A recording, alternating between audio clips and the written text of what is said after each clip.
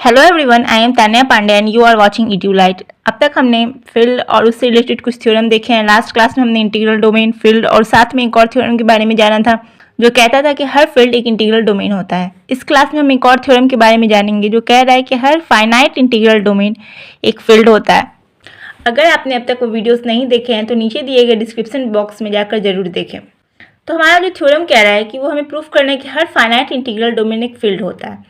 तो हम लोग मान लेते हैं कि डी को एक फाइनाइट इंटीग्रल डोमेन है। तो डेफिनेशन जो इंटीग्रल डोमेन का कहता है वो कहता है कि इंटीग्रल डोमेन एक कम्यूटेटिव रिंग होना चाहिए और उसमें एक यूनिट एलिमेंट होना चाहिए जो कि विदाउट जीरो डिवाइजर हो।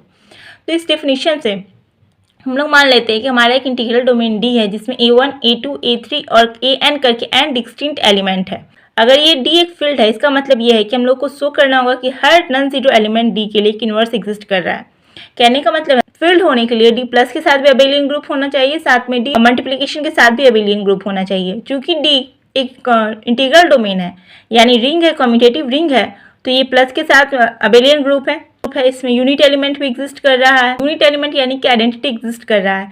हम लोगों को बस शो करना है कि ये जो डी है उसमें इन्वर्स भी एग्जिस्ट करेगा।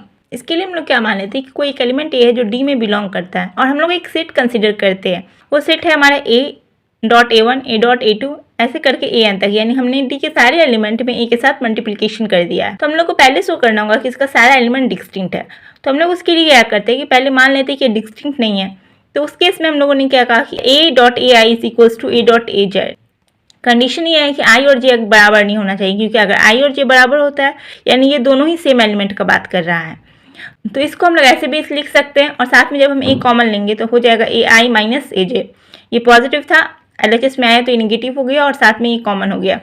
क्योंकि डी एक इंटीग्रल डोमेन है और इसमें जीरो डिवाइजर नहीं है तो इसका मतलब या तो A जीरो होगा या फिर B जीरो होगा। क्योंकि ए हमने माना है ये जीरो नहीं है, डेट मीन्स बी यानी ये वाला जो हमारा पार्ट है वो जीरो होना चाहिए। तो since A is not equal to zero then AI minus AJ is equal to zero, जहाँ पर आई और जे बराबर नहीं है यानी ये दो अलग अलग एलिमेंट का बात कर रहा है।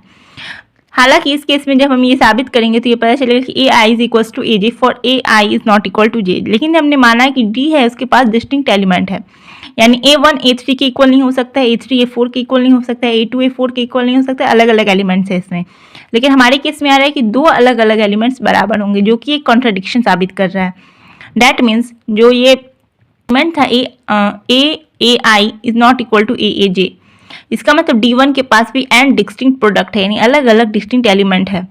Thus, the element of D1 are element of D placed in same order. Same, तो हमने साबित कर दिया है कि जो D1 के सारे एलिमेंट है वो डिस्टिंक्ट है। अब हम लोगों को ये साबित करना होगा कि D के पास हर एक नॉन जीरो एलिमेंट के लिए उसका एक इन्वर्स एग्जिस्ट कर रहा है। हम लोगों को पता है कि चूंकि D एक इंटीग्रल डोमेन है तो उसमें यूनिट एलिमेंट एग्जिस्ट करेगा। So 1 belongs to D, that means 1 also belongs to D1 because हमने इससे पहले साबित किया कि D1 D का ही ऑर्डर्ड सेट है। इसका मतलब कि कोई एक ऐसा एलिमेंट B है जो D में एग्जिस्ट कर रहा है such that A dot B is equals to 1, इन दोनों का जो प्रोडक्ट होगा वो 1 होगा। चूंकि D कम्यूटेटिव है तो हम लोग लिख सकते हैं A dot B is equals to 1 is equals to B dot A dot B is equals to B dot A हम लोग लिख सकते हैं। और ये जो हमारा प्रॉपर्टी कह रहा है ये हमारा इन्वर्स का होता है। तो इस केस में B हमारा इन्वर्स है, यानी हमने ये साबित कर दिया कि इन्वर्स एग्जिस्ट कर रहा है। D एक इंटीग्रल डोमेन है यानी एक रिंग है जिसके इसमें यूनिट एलिमेंट एग्जिस्ट कर रहा है जो कम्यूटेटिव है और साथ में इन्वर्स एग्जिस्ट कर रहा है, यानी डी एक फील्ड है। अगर आपको ये वीडियो अच्छा लगा तो लाइक, शेयर और सब्सक्राइब जरूर कीजिएगा। अगर आपको कोई सुझाव हो तो कमेंट सेक्शन में लिखकर जरूर बताइएगा।